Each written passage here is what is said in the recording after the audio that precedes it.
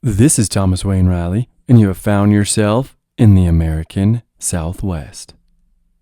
This is the 11th and final episode in the series over the Civil War in the American Southwest.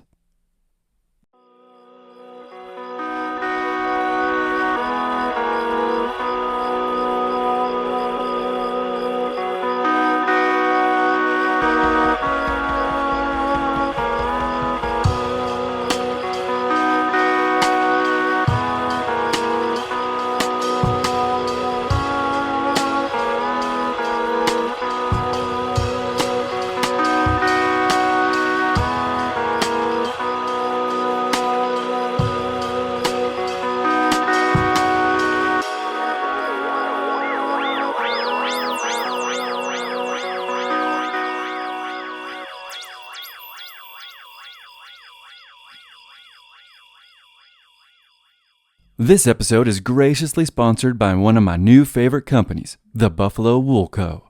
Y'all know I have great love and respect for America's national mammal, the bison.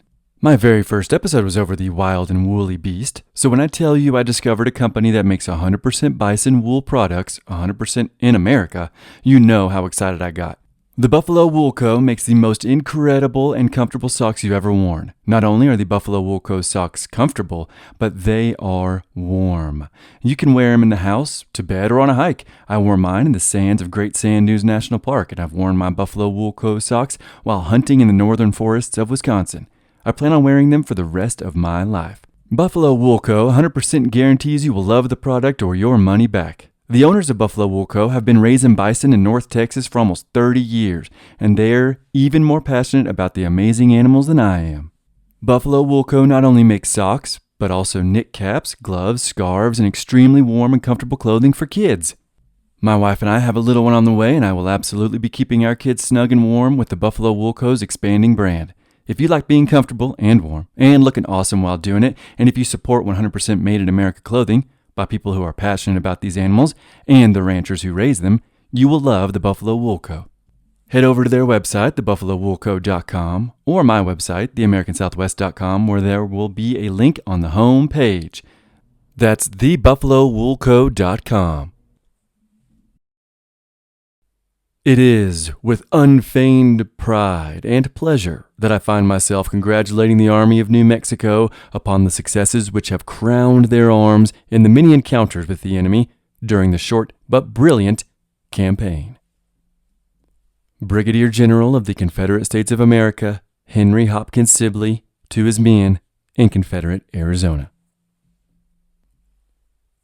Once the retreating rebels had reached the outskirts of Fort Thorne around April 27, 1862, after their long march through the Magdalena and San Mateo Mountains, which I talked about 2 episodes ago, the men feasted on what little food they could find, they read letters and news from home, and they chatted with the men who had been at Mesilla for the past 2 months around their campfires. Some of the news the Texan Confederates received was pretty upsetting. The Confederates had recently lost quite a few battles in Tennessee and Arkansas, and Union boats were about to lay siege to New Orleans. Some of the men began wondering what on earth they were doing way out in New Mexico when their very homeland was being threatened. This doubt in their mission would only grow. Shortly after Sibley's retreat down the Rio Grande, Colonel James Riley also arrived to Mesilla. He had just completed his excursion to Mexico and then Tucson. Once amongst the troops, he was told to promote and then relieve the hero of Valverde, Dirty Shirt Scurry. Riley made him a corporal and then sent Scurry on his way to Texas, where he was to raise yet another regiment for the continued fight in New Mexico. The promotion and mission was welcome news for the weary rebel leader. But he did not leave immediately. He first let his men finish writing letters home, which he would then carry with him. And he also bid his men goodbye. Petty Colas would write in his journal of this, quote, Scurry made an affecting speech to the men, in which he referred to our victories, our trials, and our privations, said that it was like taking leave of wife and children to take leave of us who had fought with him so bravely and been with him so long. He shed tears as he bade the men farewell.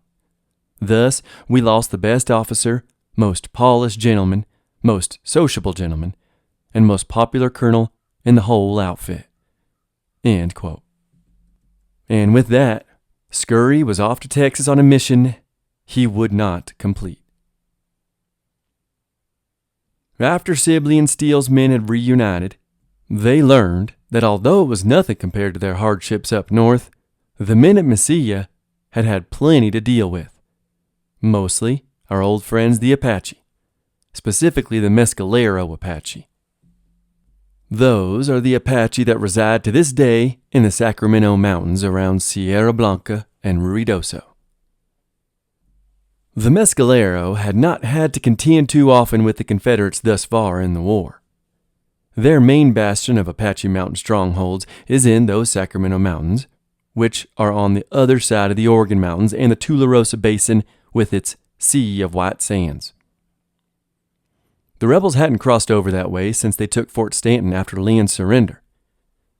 They then realized they were cut off from Mesilla by vast and inconsiderate distances, and that left them open to frequent Mescalero attacks. So they abandoned the fort shortly after taking the empty shell. To the north of Fort Stanton is the Salinas Pueblo region, with its ruins and lack of water. Stanton and the Mescalero were a long ways off from Albuquerque and especially Santa Fe. And there were the Manzanos and Sandias in between them, too. Baylor, and then Steele, and the rebels had certainly done battle with many Apache, but they were mostly the Mimbres and Chiricahua to their west. So the Mescalero to the rebels east had pretty much been able to raid with impunity. Fraser's Blood and Treasure, at this point in the story, is my greatest source. Every other book, besides the journals of Davidson and Petticolas, but every other source gives the remaining retreat only a few paragraphs, like the whole last few episodes. And then they move on to the Union's fight against the Indians. In two of my sources, this point of the story is the halfway point in their books. I will not be going over the Union's fight against the Indians, though. For one, I covered it extensively in the Apache series, but also, my focus in this series, it has been to tell the story of the Civil War in the Southwest from a perspective that no one hears or reads about. And that would be the Confederates' perspective. I abandoned two of my sources pretty early on in the series, honestly, when it became quite evident that their perspective was extremely biased. Not to say mine is not. Father Stanley, who I quoted from in the beginning, I would eventually put it down. He called Baylor's rebel forces Baylor's babies. He also consistently got dates, number of troops, and the names of commanders wrong. Even battles. He also dutifully repeated now debunked war crimes of the rebels while praising the squeaky clean New Mexican volunteers and Yankees. Colton's Civil War in the Southwest was also guilty of incorrect facts, and there was almost no mention of the rebels at all except during battles. So at this point, Fraser tells the story of a certain 18-year-old Felix Robert Collard from Texas, and he had quite the adventure in these last few weeks of the war in New Mexico. I will talk about him a few times in this final episode, but the end of his war in New Mexico consisted mostly of chasing those Mescalero Apaches. I will quote Fraser for a bit to tell his story. Quote, "While Texans fought at Glorietta and Peralta, 18-year-old Felix Robert Collard of Polk County had spent the spring chasing these Indians. On several occasions, small parties of Apache raiders, camouflaged by oiling their bodies and rolling in the dirt, had stolen dozens of horses and mules from the well-guarded enclosures. Quote, this was generally done when the moon was on the wane, Collard wrote, just before moonrise. Then, quiet as a cat, they would step over the sleeping men and be among the horses, cutting all halters and ropes." End quote. Next, the raiders would stampede the herd through the camp, spreading havoc among the sentries. Quote, "The Indian on the inside would mount a horse, one hand under his neck and with a good hold of the mane, his foot over the horse's loin, yelling and jabbing him with the knife," Collard remembered. "The other horses, frightened, would run over anyone trying to stop them." End all quotes. Occasionally, Collard and the rebels would pursue the thieving Apaches, and the results were often mixed. To help them out, the rebels at Mesilla would quite often hire local scouts and quote-unquote Indian hunters. Collard writes of them, quote, "We had trailers, half-breed Indians and half-breed Mexicans, or some trapper who had spent his life in the wilds." End quote. But the Apaches, as we know, were veterans of this marauding, and they knew exactly what they were doing. And even with the help from the locals, the Confederates found it difficult to track and catch the Apache. Steele wouldn't be chasing a group of them down like Baylor had done with the Chiricahuas. The Mescaleros would keep to the most difficult ground to track on, like hardened areas of earth, and they would only regroup at the water holes that they knew were spread around the harsh land. And if caught, the Apaches would, more often than not, just abandon their animal loot and scatter into their mountain fortresses. Collard would write of this scattering, quote, "Then where are you? 150 miles from anywhere, with a lot of run-down horses, those that the Indians have stolen and those that have been following." End quote. Also, occasionally, the rebels would successfully foil the attempted thefts during the Apache raids. Collard wrote of the Apaches attempting to sneak into camp but being caught by a sergeant. Quote, "He discovered a strange-looking object near the line. He covered this object with a 6-shooter and called, 'Halt!' At the word, an arrow whizzed past his head. At the same instant, he pulled the trigger." End quote. The object had been an Apache, and at the report of his gun, the Apache and his comrade fled into the night. The sergeant, unbothered by the arrow, gathered a posse, and the men carefully pursued the Apaches. Collard wrote, quote, 4 or 5 men, 6 shooters in hand, found a dead Indian and a little further along a drag which they started to follow." End quote. Collard and his sergeant had clearly stumbled upon the Indians' camp. Fearful of attacking at night, smartly so, they bed down and waited for the sun to rise. Then, in the morning, they followed the Apache's trail for about a mile before they discovered the other Indian. Collard wrote that when they found him, he, quote, "raised up to a sitting position and let fly an arrow. We had to back off and shoot him with a rifle. They neither give nor ask quarter." End quote. We'll return to Collard in a bit as the rebels continue their retreat down the Rio Grande. Apaches weren't the only problem that Steele had encountered after taking over from Baylor. Steele had also been dealing with deteriorating discipline and morale in the Confederate territory of Arizona. His very own second-in-command got so drunk one day that when he was confronted by a preacher, he went to pull his pistol, except he was too inebriated to even draw it. This man, Lieutenant Colonel Arthur P. Bagby of the 7th Texas Mounted Volunteers, would end up resigning and heading back to Texas. The morale of Sibley's men who were trickling south wasn't much improved either. Canby knew the rebels were finished, which is why he did not pursue an engagement once the Confederates had reached their short-lived Confederate Arizona and the various cities and forts south of Craig. He knew not only the Californians were coming, but also reinforcements from Kansas were on their way. There was no word of reinforcements traipsing through Texas towards New Mexico for the rebels, though. Colonel Gabriel Paul was now assigned to Fort Craig, and his spies told him what Canby suspected. Paul would write to Washington, quote, "The enemy is in a disorganized state and is making his way out of the territory.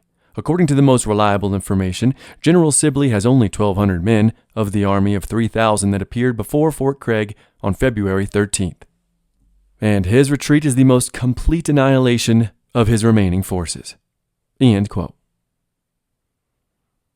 2 weeks after arriving in Mesilla, Sibley addressed his men and told them that they should be proud of their courageous fighting at Valverde, Glorietta, Albuquerque, Peralta, and that they will be remembered for their march and, quote, almost unprecedented evacuation through mountain passes and over a trackless waste of 100 miles through a famishing country, end quote. He told them that the successful Coopwood's gamble would, quote, be duly chronicled and form one of the brightest pages in the history of the Second American Revolution, end quote. At the end of the address, though, he told the rebels what the Unionists already knew. Their offensive in Arizona and New Mexico was over. But he warned them that, quote, at any moment you may be called into activity, end quote. Except nobody really knew exactly what that entailed. But for now, Steele and Sibley had to fortify southern New Mexico for the inevitable attack by the encroaching California column to their west. To facilitate this, Sibley kept Steele and his untested men at Fort Thorne to the north, while the battle-hardened and weary 4th and 7th Texas headed south to the various forts near the border of Texas. Greene's 5th would stay at Mesilla and protect it from the Federals, who were all regrouping as well. But the men's hearts were just no longer in the fight, and the news trickling over to them of the war in the East wasn't helping. It seems, after all the fierce fighting and cold marching, that it was for naught, and the rebels appeared and felt finished. Frazier would write of this low morale, and he would say, quote, Sibley and his troops were indeed beaten, not just physically, but spiritually as well. The will to fight had been crushed, replaced by the overwhelming desire to go home. There were no longer any delusions of empire, just memories of lost friends, futile marches, and missed opportunities. End quote. As Frazier puts it, and as the title suggests, the empire was crumbling. And the men began to blame Sibley for the missed opportunity of enlarging the Confederacy. Petticolas wrote of this, quote, the feeling and expression of the whole brigade is never to come up here again unless mounted and under a different general, end quote. Another soldier, Frank Starr, would write that, quote, among the soldiers I hear ridicule and curses heaped upon the head of our general. They call him a coward, which appears very plausible too, for he has never been in an engagement or where there was any appearance of there going to be one, end quote. Starr had heard the rumors of their drunken master and would write that Sibley and his men would, quote, stay in comfortable quarters in towns, soaking themselves with rum and whiskey while others are doing the work, end quote. The oft-quoted Davidson pretty much wrote the same thing, quote, this old brigade never saw the day that they would not have swapped Sibley for Canby, end quote. And after the war, artillery leader Trevonian Teal would also blame Sibley. I forgot the quote, I didn't mark it, but I do remember reading that. Everyone, it seems, was blaming the old drunk brigadier general. And then, to make matters worse for himself, after reaching southern New Mexico, the general reorganized his men and sent many officers, who no longer had any men or any cannons to command. He made these officers. He made them privates and sent them to be led by someone else, someone who hadn't even seen battle yet. Starr would write of this, quote, after those officers have gone through this entire campaign, they are plainly told that they can report themselves to their original captain for duty as privates. In fact, a disgrace to them. Although they themselves were innocent, I would not be surprised if they resigned and went home to seek service again under some leader more capable than the one we have here.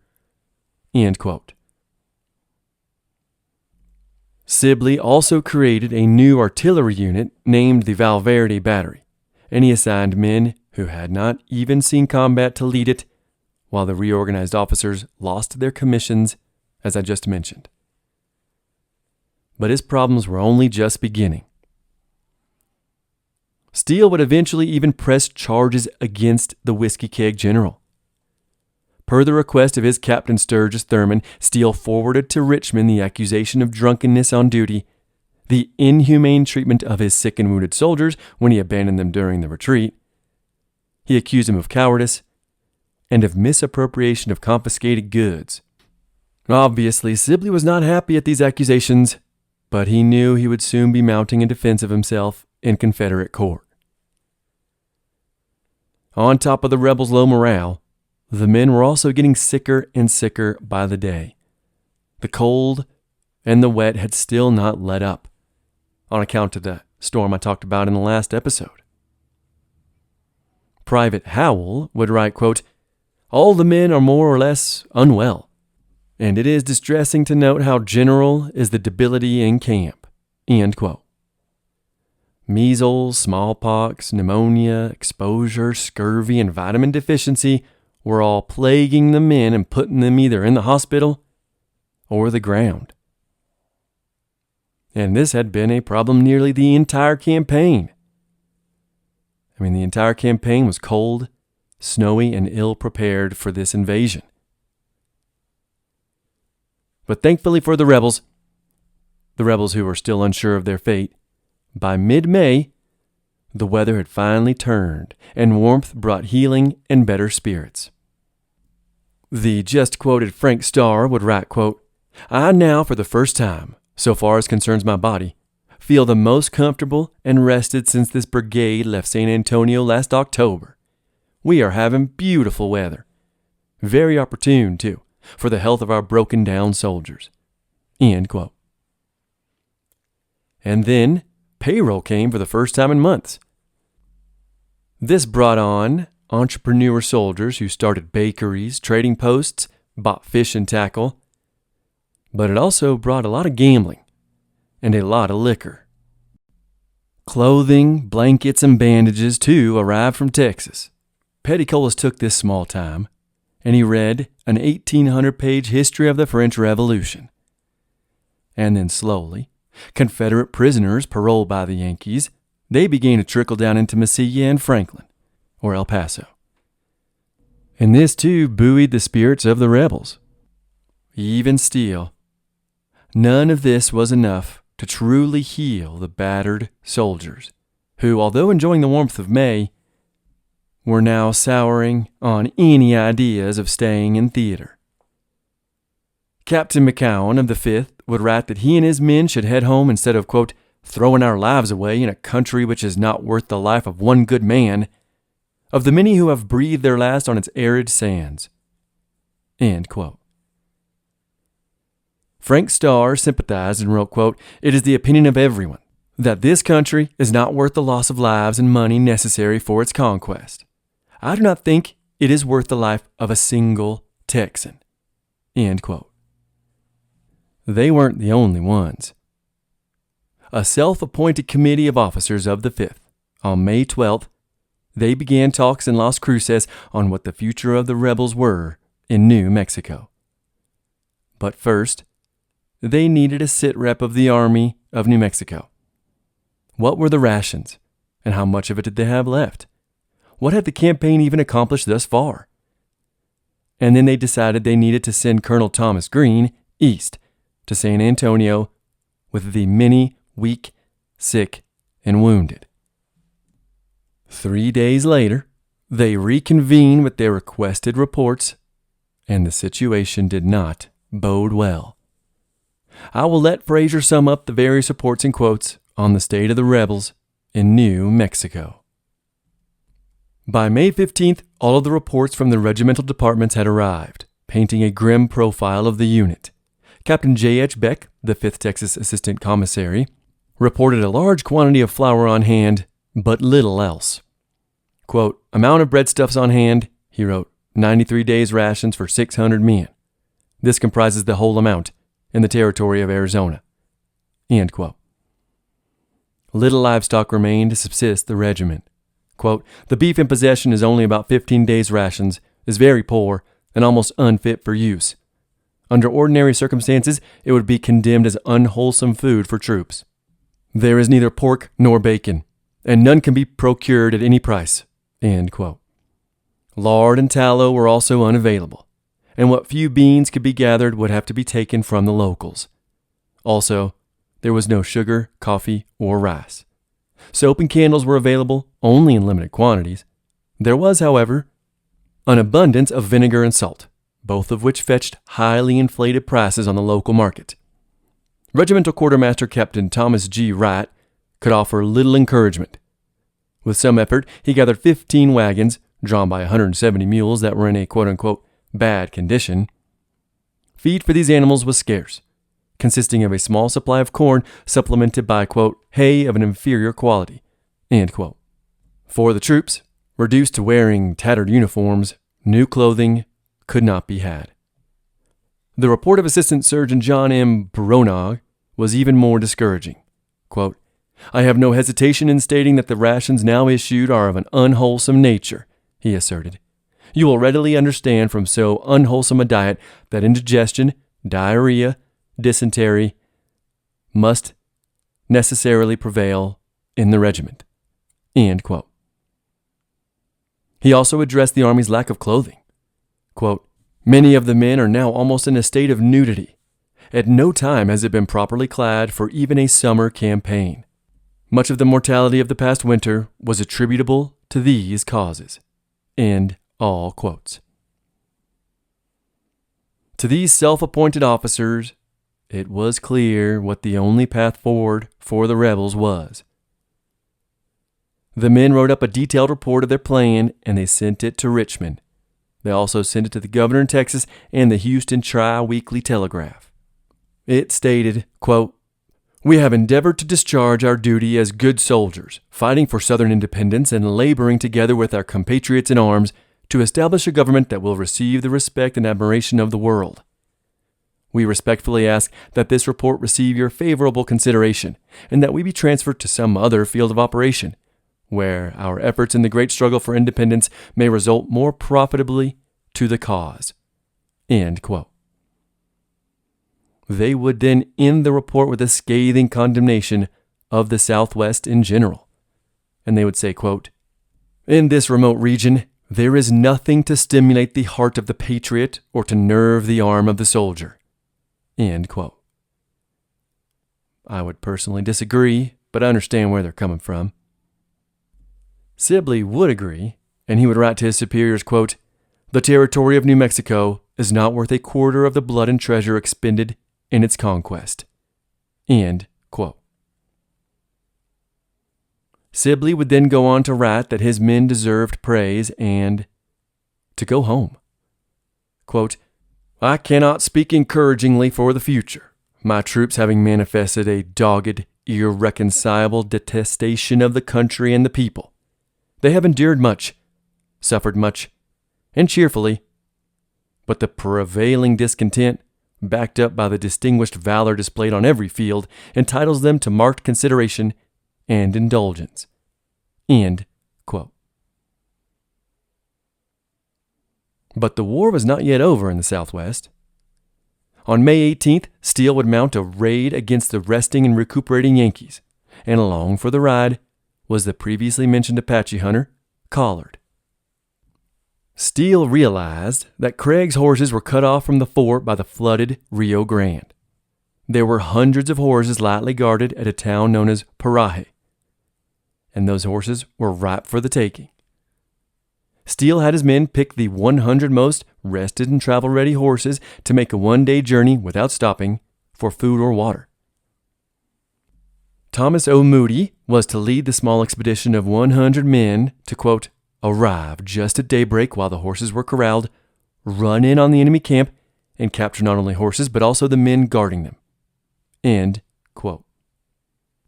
At 1 p.m. on the 20th, the raiding party left Doña Ana, crossed the Rio Grande, and headed into what the Spanish called Dead Man's Journey, or the waterless Jornada del Muerte. As a little side note, the northern end of the Jornada del Muerte is where the Trinity site is located. It's where the first atomic bomb was detonated. This was going to be a rough journey for the marauders. The rebels rode the 60 miles north through the sandy and dusty landscape until they crossed back over at Valverde, that very same battlefield, and then they neared the town of Paraje. Obviously, by now, the men were exhausted and thirsty. But towards the end of their journey, the rebels found a pond. But it was a pond not fit for drinking. A general rule is, if your horses won't drink it, you shouldn't either. The men, though, including their leader Moody, ignored their horses' warnings and drank liberally from the essentially poisoned water. And before long, they all, to a man, were puking, doubling over with stomach cramps, or worse. But not all the rebels drank from the alkaline water, and the remaining soldiers decided to press onward. The raiders were now led by Lieutenant Isaac Bowman. After riding hard all night, the rebels got to within a few hundred yards of the town. But, contrary to Steele's explicit orders of attacking at first light, Bowman sent 2 riders in with a note demanding they surrender the town. Why he did this is anyone's guess. And within the town, the around 45 Federals were completely unprepared and sleeping, except for one sentinel on a roof who saw the 2 riders coming towards the town, fired a shot, and then vamoosed. At the noise of the shot, though, the sleeping Federals sprang to action, grabbed their rifles, and ran towards their cannons. A long-range rifle battle ensued, at least until Isaac Bowman, the leader, decided this wasn't worth it, and he called for a retreat. Collard, who had made it this far, he refused the order of retreat, and he and 15 other rebels decided to continue the attack. The other 85 soldiers either hadn't made it or had just fled the scene. Collard said of Bowman, quote, "To know that the Confederacy has such a commissioned officer makes me blush," end quote, and not blush in a good way. Collard then describes the brave attack, quote, "We dismounted under cover of a hill and crept around, shielded from view by a ledge of rocks," end quote. They were about 100 yards from the town, and these 15 soldiers took up their positions. But then the Federals opened up their cannons, and Collard writes, quote, "The first thing I knew, a load of canister struck in our midst with a crash, tearing up the rocks. This was the first time we had ever been under fire," end quote. Collard, up until now, had only fought Indians. This cannon fire came as a shock that turned their courage into dust. They too remounted their rides and hightailed it out of town. Unfortunately for Collard, though, his mount, not far along the trail, gave out on him. Quote, "My horse all of a sudden stopped. I spurred him. He staggered, straddled out his legs, and reeled," end quote. Collard was now in dead man's land, with no water, no horse, within enemy territory, and under the impression that the Yankees were pursuing. His rebel comrades offered to stay with him, but he declined, and he asked them to instead ride to the river, fill your canteens, and bring me some water. They accepted this and rode off. Collard would write later of this time, quote, "I felt kinder lonesome when the last man rode out of sight. My father owned slaves, and I was a soft feather bed kind of boy, unused to hardship. Now I was catching it in the neck," end quote. His horse, not dead, but also not wanting to continue the hot and dry journey, was prodded by Collard to continue on. He stripped the horse of all it had and attempted for the remainder of the day to get him along, but it was to no avail. Eventually he had to leave him. He wrote of the sad moment, quote, "He would whinny after me. It was like going off and leaving a child," end quote. Collard would sleep alone in the Devil's Desert that night. On May 22nd, he awoke with no water and still no signs of his comrades. Quote, "I walked on, looking back for the enemy, looking forward, looking to the right, looking to the left, expecting Indians," end quote. But as the day wore on, he continued walking. And then he saw more dead or dying horses. He knew his rebel friends had to be near. But the day turned to night, and after finding a place to hide himself, he slept alone again. He said that night he dreamt of, quote, Blue Branch, near my father's home. I dreamed of laying down in that limpid stream in a blue pool and drinking like a fish. End quote. On the 23rd, he awoke still with no water. In his heart he felt like he wasn't going to make it, like he was knocking on death's door. He wrote, quote, I chewed bullets, trying by these means to excite the salivary glands. The very air was dry. My lips and throat parched. End quote. As he continued walking, he saw even more dead horses. But these had been different than the last ones. These had been stripped of everything on them, their blankets, saddles, bags, and then he saw moccasin tracks in the dust and sand. Quote, Indians, like sleuth hounds, had followed the trail in the dark. My bloody scalp was not dangling from an Apache's belt, but the demons were on the trail ahead of me. End quote.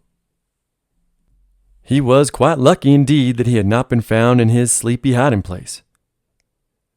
It was at this time he prayed to the Lord and made a promise. He said, quote, If he would bring me through that peril, that I would try and live a better boy. End quote. He was only 18 after all. That night, though, Collard's harrowing ordeal was over when he wandered upon his comrades at the river. The men, having given up their search for him after they saw signs of Indians, were elated. Quote, 20 men were on their feet in an instant. End quote. Wisely, although the boy was dying of thirst, quite literally, his friends forced him to drink slowly. Quote, I never got enough, but like the boy who attempted to eat a barrel of sugar, I reached a point where it didn't taste good. End quote. They reached Doña Ana on May 24th, and their ill-fated raid, along with a small skirmish near Fort Craig that had occurred the day before, these two engagements were the last between the Federals and the rebels in the entire war in the Southwest.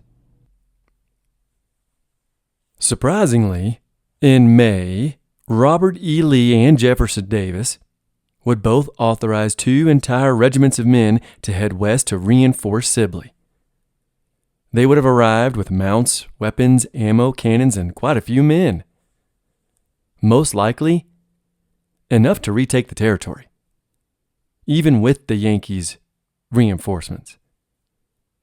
But it was too late for Sibley and the Confederates, who were rapidly deteriorating and whose numbers were dwindling into the desert wind. Even though Davis and Lee had promised reinforcements, by now, Sibley didn't even want them. He wrote to headquarters and said, quote, The mail of last week brought unofficial reports from various sources of the intention of the government to reinforce his army with 1 or more regiments. And finally, that New Mexico and Arizona are to be held at all hazards. My purpose in addressing their communication to you is to inform you distinctly of the resources of this country and New Mexico. Any forces sent to operate in this quarter should not depend upon the productions of the country. End quote. The Confederates, like the conquistadors of old, had found out that the land does not offer its bounty to invaders. Sibley hoped, with his letter, that the sending of troops from the east would be recalled. And shortly after he sent the letter, he began dismissing his army and sending them east. Fraser writes, quote, The dream of empire, at least with him, Sibley, was dead. End quote. In late May, Pyron and his brave veterans of the 2nd Texas would leave with the Valverde battery and head to San Antonio. Davidson wrote of the warrior, quote, No pure patriot, no braver soldier, no truer man, and no better officer ever wore the gray than C.L. Pyron. There never breathed braver soldiers or purer patriots than the little band of brothers who followed him.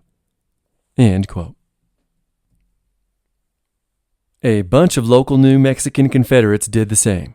They packed up their belongings and their families and headed down into Chihuahua, where they would book it east towards Texas. Diamel, the injured Cuban, was among them. He was allowed to go if he guarded the caravan of civilians from federal and Indian depredations. He gladly accepted the terms. Fraser writes of this unraveling, quote, "Because of the mood of his soldiers, his own poor health, and his chronic lack of supplies, Sibley's confidence collapsed. His heart was no longer in the mission, and he readily abandoned his dream of empire. The disheartened general ordered the bulk of his command to abandon Arizona. Meanwhile, Colonel William Steele and his 400 troopers would hold the territory as long as possible until help arrived." This final, brutal act, in effect the collapse of Confederate Arizona, would be the crowning agony of Sibley's brigade. End quote. And I won't go into it, but Fraser does. He outlines their entire retreat through Texas. But know that it was harsh. It was rough. On June 6th, Petticolas, whom I have been quoting from liberally, he and the 4th Texas Mounted Volunteers would also quit the territory. He would write, quote, "All the sounds in camp intimate a fast recovering cheerfulness. Lynn is laughing and joking his friends, Fenner congratulating himself on the cheerfulness of the camp, Roeder rousing himself from his usual profound apathy and indolence, and summing up energy enough to cut his hay for his own horse, and broil a piece of beef.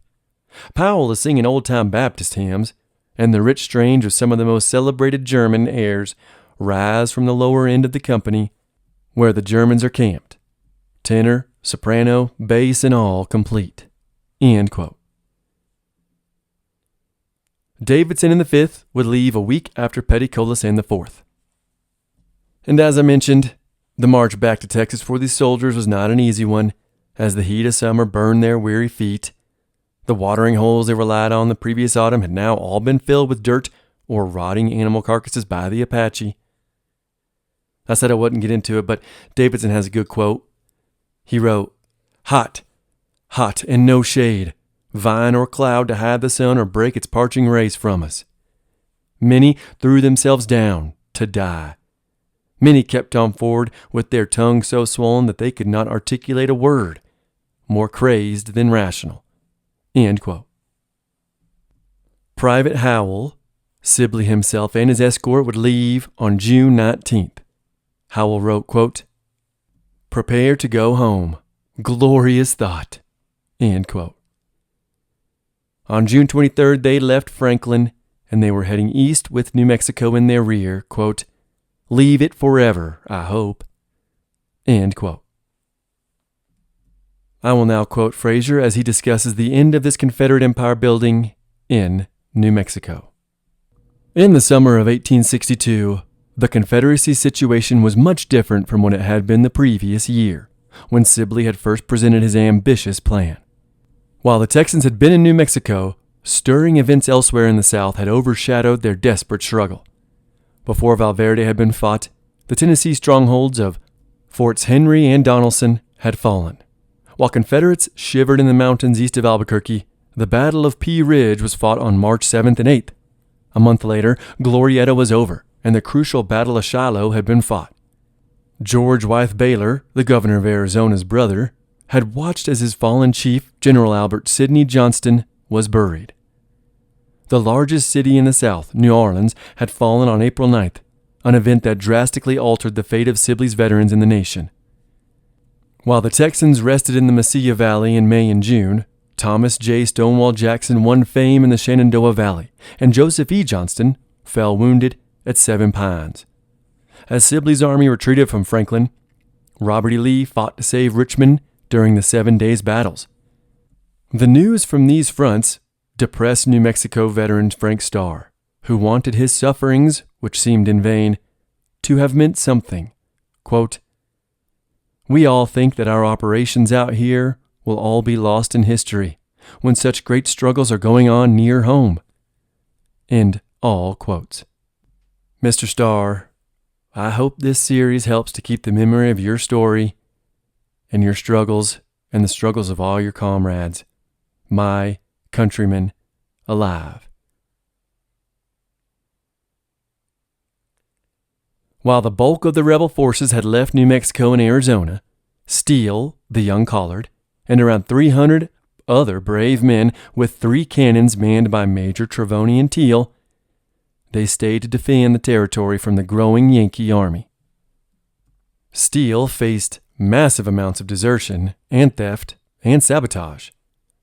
McCleve, the prisoner who had been captured at the flour mill in Arizona, he had been set free when his jailers retreated back to Texas, and after being freed, McCleve, along with 4 former Confederates, including Jack Swilling, they were causing as much trouble as they could for the Texans, mostly by cutting ferry lines and disrupting communications. The miners at Pinos Altos, they were begging Steele for men to guard them, but he had none to give. Other smaller towns were asking that the Confederates purchase the Apaches' peace with food, but Steele, with not enough food to feed his own soldiers, couldn't very well feed the Apaches on top of it. But he couldn't fight them either. The pests of Apacheria were going to continue their war against the White Eyes for as long as the White Eyes were in their territory.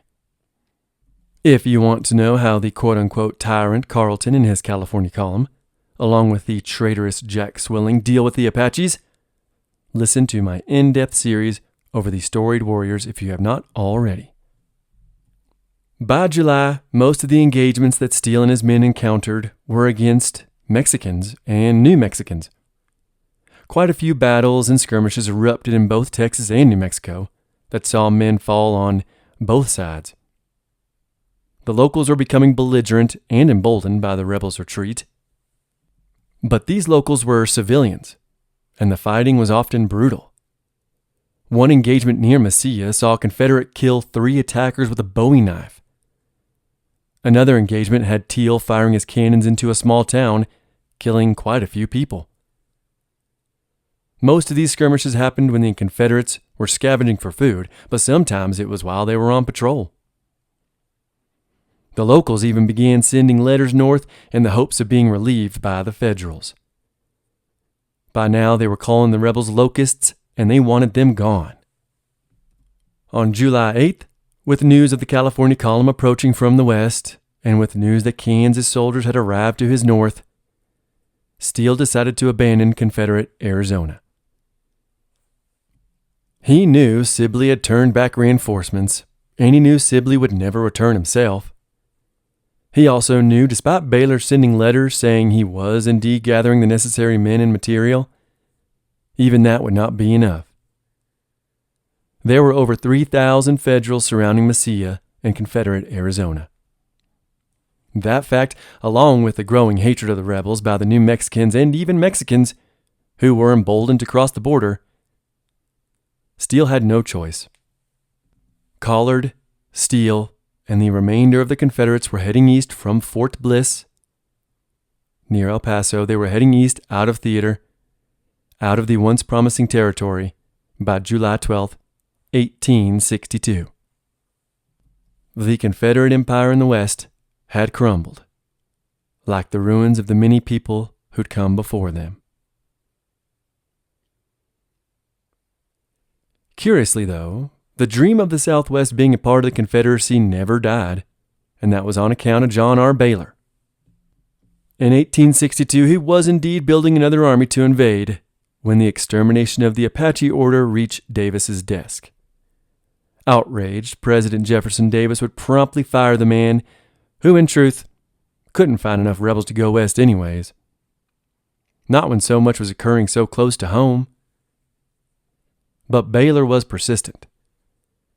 He eventually became a Confederate congressman, and then he grew close to Jefferson Davis again. And 15 days before Lee's surrender at Appomattox, Davis would issue one of the last orders of the entire Confederate States of America.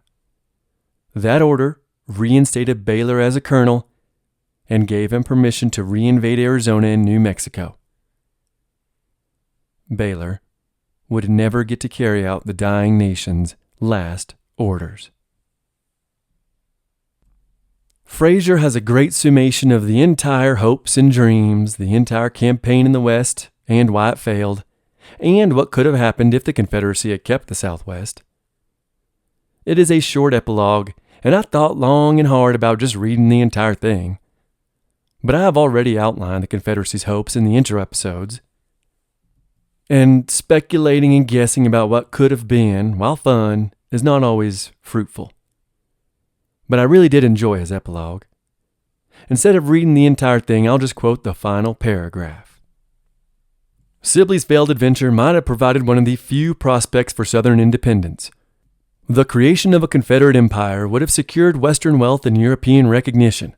The hopes for the campaign had indeed been high, much greater than what history has remembered. But the dream came to a tragic end. The empire, like the Confederacy, was not to be, despite the investment of so much blood and treasure. Thank y'all for listening, and I'll see you again soon in the American Southwest. But before you go, I actually have a little epilogue of my own for the series. So a little background about me, Thomas Wayne Riley. I was born in the foothills of the Appalachians in northern Georgia. My mother's from Alabama, but her family's from Louisiana. My father's family have been in the mountains of far western North Carolina for 200 years. My grandmother is in the Country Music Hall of Fame, and her late longtime boyfriend, since I was born, he was in the Country Swing Music Hall of Fame. I am quite proud of my Southern heritage and culture, despite only living in Dixie until I was 16. Even still, I took that love and heritage with me to Oklahoma, then Wisconsin, and then California, and now New Mexico. While I do not endorse a Confederate empire of slavery, I do sympathize with those in the South who wanted to rid themselves of a tyrannical federal government that had abandoned the Constitution as they saw it, and who were taken advantage of while undermining the people and place of my ancestry. If I had been born in the 1840s in northern Georgia or western North Carolina or in the swamps of Louisiana, I would have been a Confederate rebel soldier, fighting for my country's independence. And it truly was a fight for independence. It was truly, in the minds of the participants, a second Revolutionary War.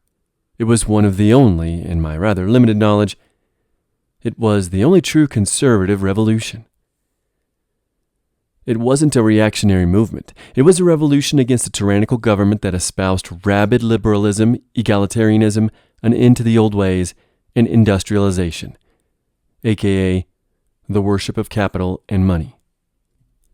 The Southerners who fought for secession before actual secession, the fire eaters like Dirty Shirt Scurry who rode all over Texas to promote secession, the fire eaters wanted a total break from the Babylon of the North.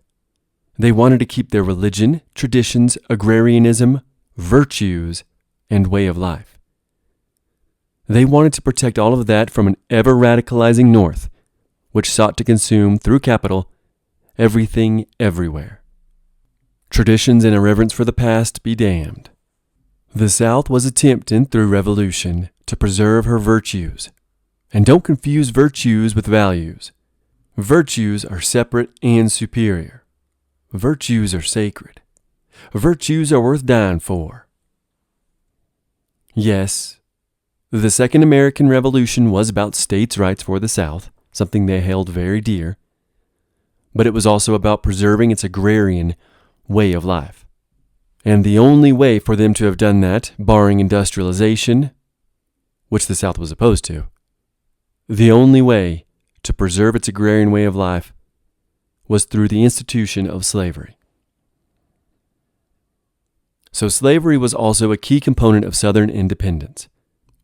Even though Jeff Davis and the CSA were willing, halfway through the war, to offload the Confederacy slaves, one of the original causes for independence was to protect slavery from the egalitarian emancipators of the North, which truthfully was only egalitarian on paper. Lincoln cared not for the blacks. He asked Congress in 1862 for $200 million to colonize Central or South America, so that the U.S. government could ship every African American to colonies that would ultimately be black nations ruled by blacks. Liberia was one such case, although there were others. And side note about Liberia, the African Americans who formed that nation as soon as they got there enslaved the indigenous people of the land. The North didn't want blacks flooding their states. Towards the end of the war, the Republicans in D.C. were suggesting that blacks be forced to stay in the South as punishment to the Confederates. They then funded black newspapers in southern states that advocated for the newly freed blacks to kill their white neighbors. So yes, the Confederate States of America codified the institution of slavery. That is true. And as heinous as that sounds to our modern ears, that was indeed their way of preserving or conserving a southern civilizational pillar, which was key to their agrarian way of life that they yearned for. Southerners were patriotic, but only in so much that that patriotism did not interfere with their individual right to govern and live as they saw as their God-given right. And that is not to say they were individualists in the liberal sense, and I mean liberal as in the Enlightenment. They were individualistic in their way of life. They did not depend on a centralized, industrialized, far-off body of government to dictate their everyday life or even protect them. They depended on themselves and their neighbors. Ultimately, the war brought forth the moderates like Jefferson Davis, the Napoleonic admirer and Thomas Jefferson worshiper, but also people like his Vice President Alexander Stephens. These men ultimately, because of the nature of total war and also their personal and previous desires of Southern industrialization, the moderates of the South undermined the ultimate cause of independence and made the South, in some aspects, more like the North. The war between the states, or rather, the war between two separate nations that used to be one before their differences divided them. The Civil War, as we call it, was truly a revolutionary war for independence. And the Confederacy's revolution failed due to the very thing the South fought against, the very thing that was able to destroy it: modernization, industrialization, and the wanton throwing off of traditional values. But by the war's end, the South too, during the horrible destruction and the necessity of total war, something the North did not suffer through, by the end of the war, the South too had undergone a rapid alteration and mutation of her own traditions and societal virtues. The revolution to preserve had itself become an agent of change.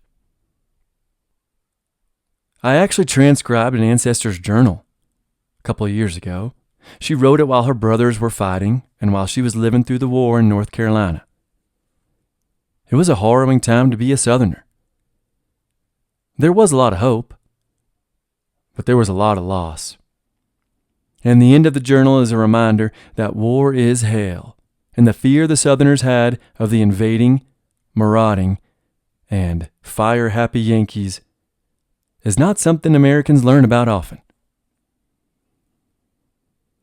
I hope y'all enjoyed a new perspective on the Civil War, and I hope I gave y'all something to think about and ponder, and most importantly, remember. If anything, I hope the stories of these brave men have inspired you. While researching, traveling to the battlefields in New Mexico and Arizona, and reading a ton for this series, I ordered a recently published book from Passage Press titled Georgia Buddha. It's a collection of short stories by author V.N. Ebert, and they are rich with Southern soul. I got in touch with the author and asked him if I could read one of the short stories from his great collection titled Confederate Jasmine. I asked him if I could read it at the end of my upcoming Civil War series as a sort of addendum. Ebert gave me permission and wished me luck. So I'm going to read the short story in its entirety for y'all. I often read from books and poems for subscribers, and I wasn't sure if it would work on the main feed, but I really enjoyed this short story, and I think it's a good bookend to the series that began with me talking about Napoleon Bonaparte and Thomas Jefferson. Without further ado, Confederate Jasmine by V.N. Ebert. from his collection of short stories titled Georgia Buddha. My wife poured tea from a tarnished kettle into a chipped chinaware cup with my family crest reproduced on its side. The cup rested on a saucer with the matching crest. The crest was what remained of my family inheritance. These worn pieces had been ordered by my wife from a Canton merchant by way of a British trading firm, the originals having been lost during the late war. But the crest remained to me, self-created by an ambitious and arriviste grandfather who believed that Mississippi needed an aristocracy to match Virginia, and both branches of the same class of planters had been stripped of everything but their pretenses by defeat and Yankee troops. My wife attempted a smile for our guest who had come to her Italian villa with the water stains in the corners of the grand salon and its mirrors with fine cracks and flaking gilt frames. Our guest was a man who had come to save us from the ruination to which we were much accustomed, or at least to stave off our final reckoning with poverty for some niggling period. Her resultant smile was as effective as could be managed by a woman who believed herself above serving others, even the prospective savior of her finances, and she was interiorly livid at not possessing the present means to import an English or French serving maid. The local Italian stock were cheap enough even for us, but it was wise not to overtax their capacity, and I had advised it would be better received as she herself served, such a gesture appealing to a Yankee sense of magnanimous egalitarianism. My wife, with her title and so many pounds a year, was an aristocrat as the term was understood in the United Kingdom, though the pounds a year had been dissipated before the celebration of my country's first Declaration of Independence, that which had occurred in 1776. And this was not the first time I had exhausted her funds with so much of the year remaining hungry and tattered in front of us. My country's second and abortive independence was what had sent me on my European exile. While her country did not come to the aid of mine, she in person found the connection attractive. My marriage was from a financial perspective favorable, as my wife has an income and capital I have drawn down, and to her resources I bring little of my own, for the Constitution of the nation of my citizenship forbids me payment for my wartime service and the pension to which a soldier of the winning side might expect, or payment for the manumission of my physical capital. I am left as ornamental as the paintings on the walls and the creeping jasmine, an accent to her romantic high Toryism. She thought that she had found a Byron in me, or a bonny Prince Charlie with a drawl substituted for a brogue. I have refashioned myself to suit her fancy. I appear in dress and manner more like a cavalier than I ever had in Virginia. I have taken to wearing my hair long and powdered, like a Jacobitic claimant to the throne of my wife's country. I have made myself a sideshow Johnny Reb. Through the French windows, open to the high summer and combating the villa's tendency toward draftiness, there was a wall of aged and red brick, trellised and laced with vines of Confederate Jasmine in opportune bloom. The sweet, honeyed smell of the small white star-shaped blooms carried through the French windows to greet our Yankee visitor. It was a delicate smell, and powerful despite the delicacy. The scent caught on the air and was striking, though liable to dissipate on the passing breeze, and the blooms themselves lasted such a short time. Already they were beginning to fall and littered the courtyard beneath the trellis with petals arrayed like supplicants at the sole remaining wall of a destroyed temple. I have never been to the holy places, though I suspect the sight of transient and mortal Jews at their immemorial Wailing Wall to be a macrocosm of what I have managed in miniature with my jasmine vines.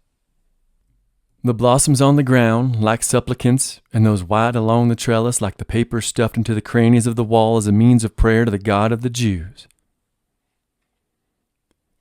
Our guest was a gentleman of the winning side. His suit was of a recent cut, and the fabric had the sheen of newness, sharper for the threadbare and thinning fabrics of his hosts. My wife hoped that he might purchase some of the paintings on the walls, and perhaps some of the antique furnishings as well, perhaps the secretary desk or the Louis Quinze bookcase, She would offer to sell the books from the shelves, but those had already been sold to an antiquarian dealer to cover my debts to the Casino de Monte Carlo, accrued from baccarat. Once we have sold all the pictures from the walls and the furnishings until the rooms are bare and peeling paper, should I continue gambling, which given my joyless proclivity for games of chance is near certain assuming my continued animacy, I will face the necessity of lowering myself to a profession. That terrible moment could be delayed should the wallpaper have some value to the appropriate merchant, and the frescoes of reasonable antiquity cut from their place and transported. But that day of having to confront an occupation is as inevitable as surrender. I idly wonder if my wife shall leave me before I exhaust the capital of her fortune. She would be justified, and I would bear little more than a minimum of resentment.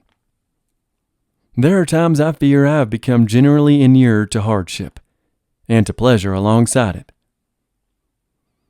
I am left to a certain overarching dullness, an exiled sensation as though refuged from my own person, as though my actions are refracted through glass, a spectacle observed with subtle disfigurement. My wife attempted pleasantries with our guest that day, while I maintained a deliberately cold demeanor toward him. He wore what hair was left to him in an oiled part and counterbalanced with a fashionable heavy mustache and beard at the bottom. He had blue eyes of a sheen that matched mine, though heavier lidded and perhaps marked with fewer traces of excess and intemperance, though much of what he gained from Puritan teetotalism he lost from the overwork and exhaustion of Yankee enterprise. To such an extent upon our physiognomy, the effects of our relative inclinations toward work and dissipation counterbalanced us. "I am lately of Arkansas," he said to my wife's polite inquiry regarding his state of residence, and rarely before the war had a resident of Arkansas announced his citizenship of that state with an accent familiar to the Boston common. "Little Rock by way of Salem," I said.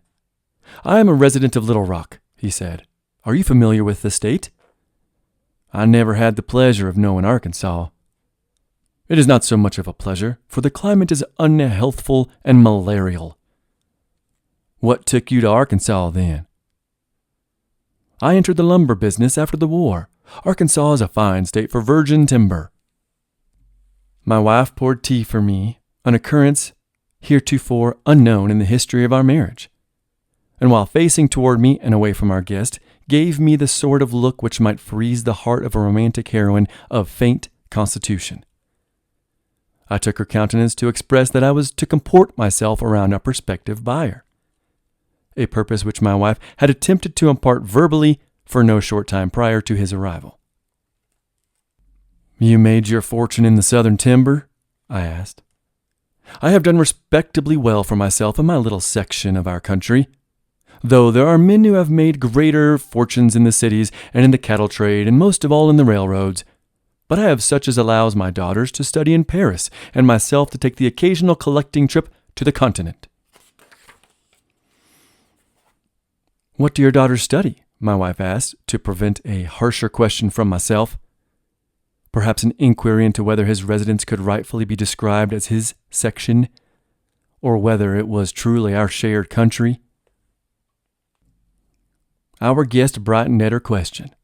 The Yankee affection of the education of women so that they might be sharpers and tinkerers themselves, the crass pragmatism which was descended from the puritanical valorization of labor for its own sake.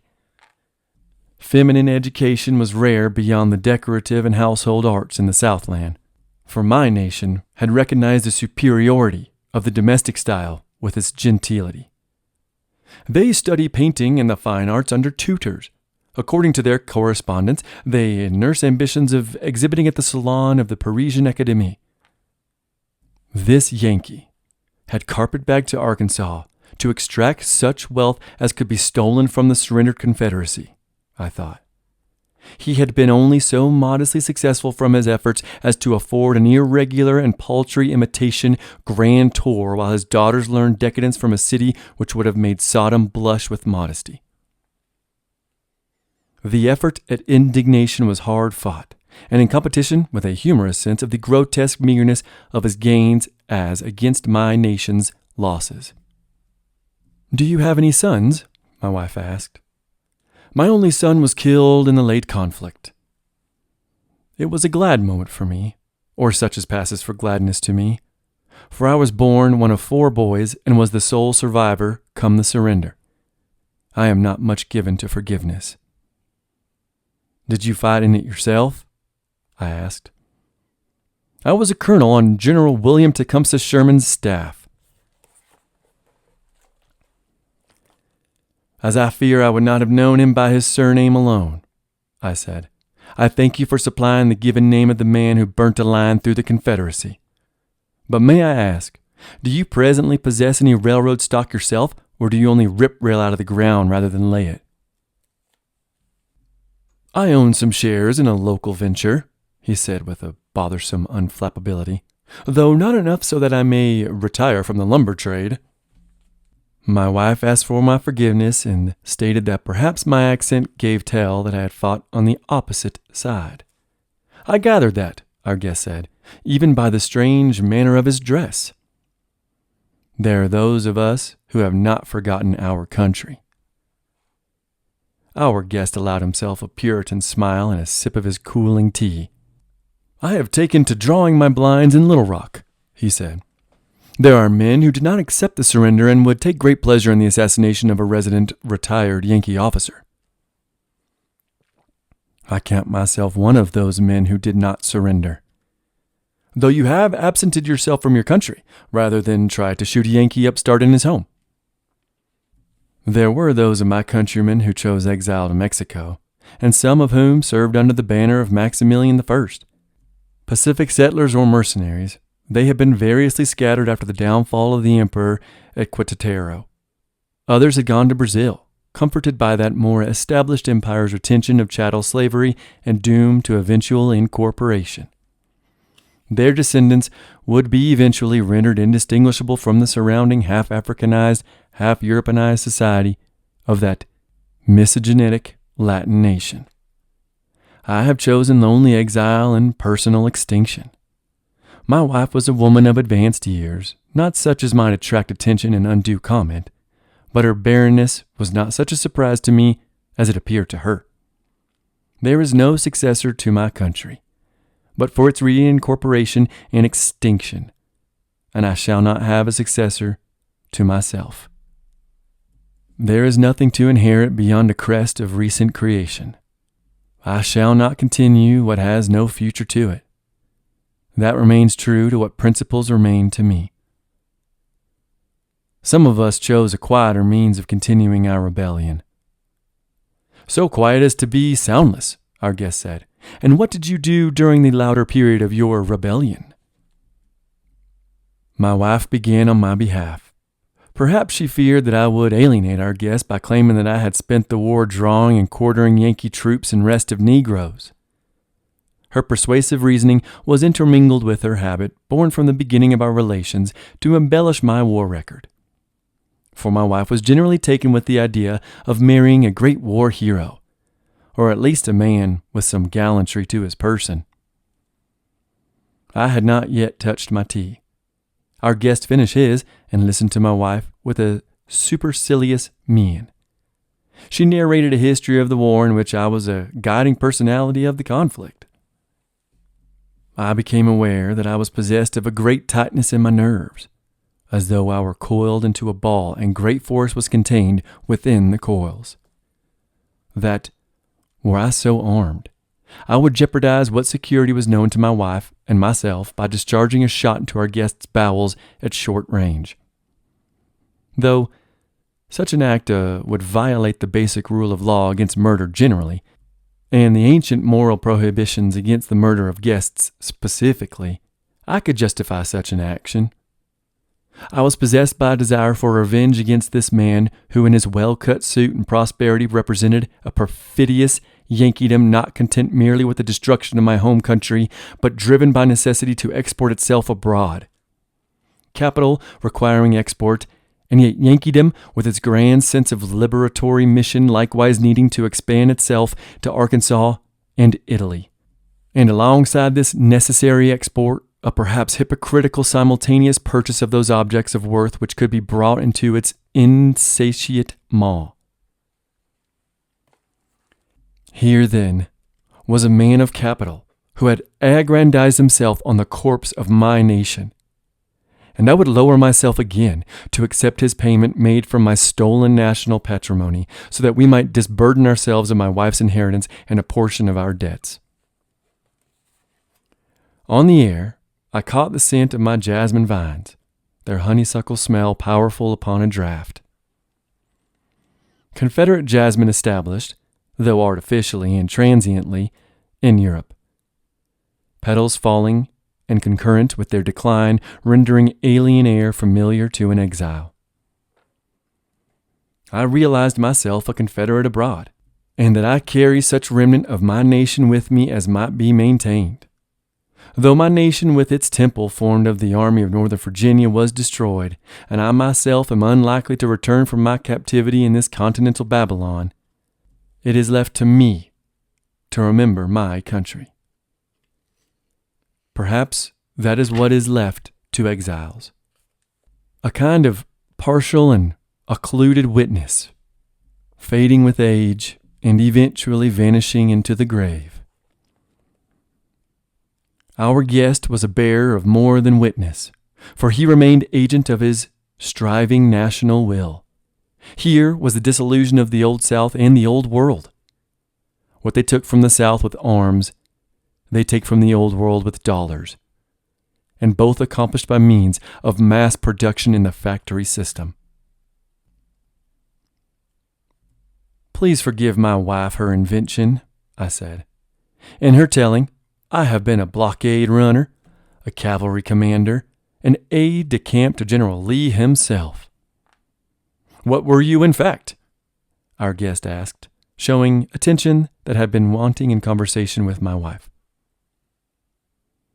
The scent would dissipate on the air, and my country disestablished, and I had become dissolute. There was little left to me with my affected cavalier dress and gambling debts except for honesty. Does it matter? I asked. It is a question of fact. I find that romantic fancy is more favorable to my way of being. I am not a man of romantic inclination. I might ask that I be humored with the unadorned facts. The unadorned facts, I said, are superfluous. I am reduced to a mythology, a representative of a country that never existed. You had your 3.5 years, our guest said. His tone was quizzical, as though he was currently unable to comprehend me, but was confident in his ability to grasp my position and master it with a presently indeterminate but practicable number of questions. And the nearly 3 centuries from the founding of the Southland at Roanoke, I said. Even before our independence was aborted, the country was not as it claimed to be, for it was meager and grasping and desperate in its way. Gentility was an ideal only shallowly attained, and our battlefield glories were short-lived when our rival nations came to a contest. So, to live as a Confederate required living as a fiction, even before our defeat, and so perhaps my dress is more fitting than I had hitherto believed. I was not ordinarily given to such comment. I ran a hand across my beard and through the carefully maintained curls of my hair resting over my collar. Our guest motioned for another cup of tea. My wife, who had been listening to my disquisition with obvious horror, and which horror remained even during my reflection, required me now to break my silence by verbally directing her to refill our guest's cup. She obliged. The tea had become cold in its kettle, but this development did not seem to concern our guest or my wife. I considered, as this small ritual which was alien to her nature was enacted, the fate of our 2 persons. She, an aristocrat born to a fortune secured by the Bank of England and fallen through marriage. I was a planter's son with aristocratic pretensions secured by chattel slaves and cotton acreage, fallen through war and emancipation.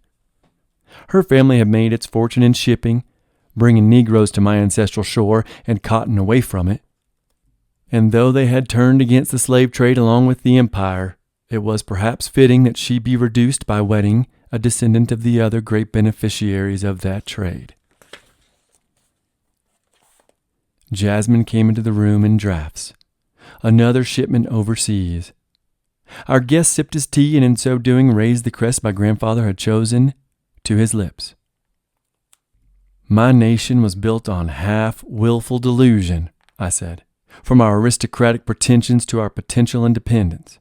To that extent, there was no Confederacy, only a fever dream born in the malarial tidewater. A fever dream that found itself well established, our guest said. Our dream was carried as far west of the Mississippi as Texas, though it nestled itself most comfortably and paranoiacally in the deepest parts of the Southland. South Carolina, which might have been Barbados transplanted to the mainland of North America, and Mississippi, that produced Jefferson Davis, the state of my birth, by and by. And your dream took arms sufficient to rob me of my son. He spoke without passion and as though from a great distance. I managed some element of sympathy for this man. It was the first connection I had felt to a Yankee ever since Fort Sumter, barring the connection engendered by hatred and bloodletting. He was killed in our death spasms, our convulsive twitching that culminated in Pickett's charge. He fell after Gettysburg, he said. Then he died by our fatalistic automatism. Not that the matter of the psychology of the army he faced mattered overmuch to him in his own dying. No, our guest said.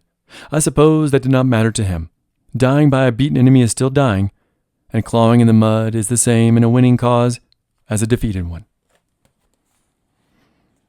There is the difference of the commemoration, I said, and the memorialization. There is a valor granted the victorious dead that is remembered as vain or pitiable regarding the defeated. That is departing far from relevancy, for the dying was the same. Remembrance does not affect the dead. But remembrance does affect the living, for we live in the mythology of a remembered and fictionalized past. My wife attempted to interject, hoping likely enough to guide the conversation toward the visit's original purpose, the purchase of such articles of her personality as could secure ourselves against a hungry year. Our guest spoke over her, and his voice was the stronger. Fiction, he said to me. Fiction enough that you could imagine your war was won? I shook my head because such a denial would render my position as apparently deranged as an Indian fakir claiming that because all apparent events were illusory, the Sepoy Mutiny had never occurred.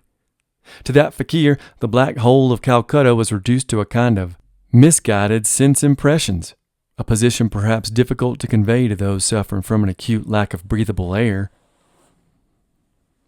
Our guest understood the weakness of my position, and much as Grant had never withdrawn from Vicksburg, though his initial sieges failed for the knowledge that with sufficient time and continued application of force, success would be inevitable, our guest pressed his advantage. Is this living in mythology? He said, and punctuated his speech with gestures taken in the room in its decay. For short of the smell of jasmine, the room was in a wretched condition and obvious decline. Can you deny your present squalor? Is it so easy to deny your obvious poverty? My wife began to speak, to defend the condition of her home. Our guest directed toward her such an expression of contempt as to render her silent. It had become a conversation between our guest and myself, and I had abandoned any notion that this visit would result in sale. Perhaps I should gain in self-understanding what I would forego in compensation. Although such a gain would be of scant comfort to my wife, who could not order an Italian serving girl to burn such understanding to heat a fire, and should hunger begin to press me later in the year, I might then reconsider the reasonableness of my decision. It is perhaps living in the past. Just as all of this company were drawn to Italy by high Renaissance memories, dimly remembered in these walls, rather than by the shabby nation that has been so recently reformed on the same soil which once nursed genius, I said. I believe you romanticize poverty, and perhaps such a position is easier than exalting the pursuit of wealth. Such an enterprise, divorced from what you could obtain by the driving of Negro slaves, was never much to your culture. The Southland was not a nation given to growth. That is true, I said. And our planters were not so striving as the Yankee industrialists, seeking new, unexhausted soils to grow our staple rather than new markets and new techniques, new organizational complexes to expand our fortunes. We were not a corporate society, which defines those states which remain loyal to the Union. Certainly, I said. Though some Jews did return to rebuild their temple, perhaps the greater share did not, and I know myself of my contemporary luckless majority. And should the Southland ever rebuild, in that rebuilding it would discover in itself a hitherto foreign dynamism, for that is carried with growth like the multiplying tumors of cancer.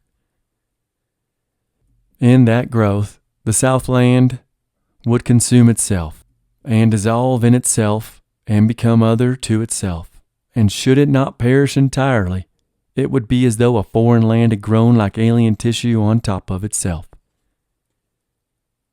And I imagine, said our guest, that you view my own and my nation's faith in self-improving effort as a moral failing.